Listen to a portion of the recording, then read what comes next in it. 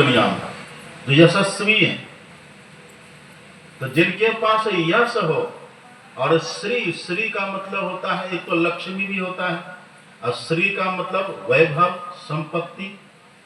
ये जिनके पास हो, वह श्री जिनके पास हो, ज्ञान में जो पूर्ण है, ज्ञान मान जहाँ एक नाही और देखे ब्रह्म समान सब माही। ये ज्ञान जिनके पास है और वैराग्य जिनके पास है, ये छवो चीज यदि किसी पुरुष के पास हो वो भगवान होते हैं। और किसी स्त्री के पास हो तो भगवती है। माता दुर्गा क्या है? भगवती है। काली क्या है? भगवती है। राम क्या है? भगवान है। कृष्ण क्या है? भगवान है। विष्णु क्या है? भगवान है।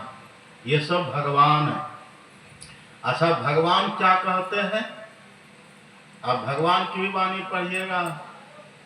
राम भगवान गए थे ना माता सबरी की झोपड़ी में, झोपड़ी में गए ना, माता सबरी की झोपड़ी में राम पधारे तो माता सबरी ने राम का बड़ा सम्मान किया। ऊंचे आसन पर बिठला करके माता सबरी ने बहुत सम्मान किया है। राम भगवान की स्तुति करिए। तब राम भगवान ने कहा कि हे सबरी सुनिए, मैं आपसे 9 प्रकार की भक्ति की बात कहता हूँ। नवधा भगति कहो तो ही पाही। हे सबरी, मैं आपसे 9 प्रकार की भक्ति की बात कहता हूँ। बहुत ध्यान से सुनिएगा, बहुत ध्यान से सुनिए। सत्संग को यदि ठीक से सुनेंगे तो भ्रम मिटेगा, नहीं तो भ्रम रहेगा। अब भ्रम बहुत बड़ा रोग है, भ्रम बहुत बड़ी बीमारी है। तो बहुत ध्यान से सुनिए। देखिए, राम भगवान जब गए माता सबरी की झोपड़ी में तो भगवान ने भक्ति का उपदेश दिया। अब क्या कहा भगवान ने? देखिए, प्रथम भगति संतन कर संगा। अब बोल कौन रहे? भगवान बोल रहे हैं। भगवान खुद कहते हैं कि हे सबरी, पहली भक्ति है कि संत का संग करो। कौन बोल रहे हैं बात? भगवान राम। भगवान राम बोल रहे हैं। खुद सामने खड़े हैं।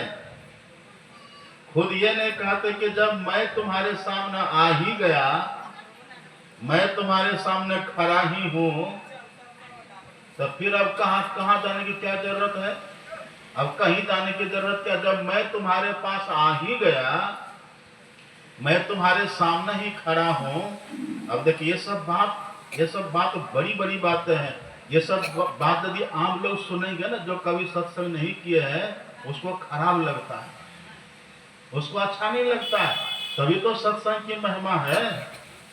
बिनो सत्संग विवेक न हो, ये राम कृपा बिनो सुलभ न सोई।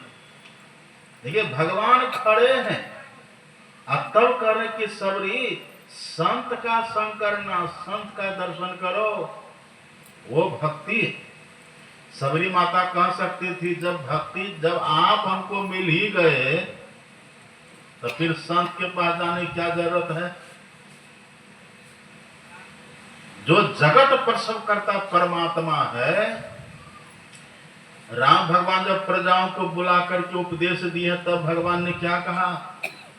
पहले तो भगवान ने कहा बड़े भाग मानुष तनु पावा। अब बाद में क्या बोले? कबहु करी करुणा नर देही अद्वैत ईश बिनु हेतु सनेही। ईश किसको कहते हैं? इसका मतलब ईश्वर, परमात्मा।